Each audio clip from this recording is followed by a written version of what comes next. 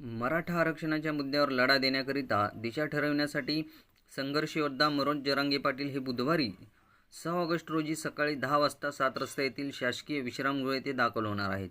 जरांगे पाटील यांच्या आगमनानंतर डाकबंगला येथे दिवसभर सोलापूर शहर जिल्ह्यातील मराठा आंदोलनातील सर्व मराठा बांधवांची ते भेट घेणार आहेत.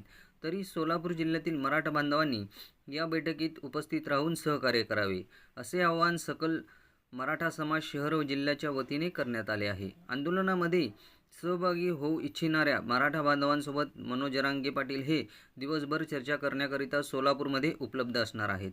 समाज बांधवाकडून करण्यात येणाऱ्या सूचनाबाबत ते चर्चा करतील आणि नंतर सर्वांच्या विचारविनिमयानंतर निर्णय जाहीर करणार आहेत. तरी सोलापूर शहर जिल्ह्यातील मराठा समाज बांधवांनी आपण उपस्थित राहावे असे आवाहन सकल मराठा समाज सोलापूर यांच्या वतीने करण्यात आलं आहे.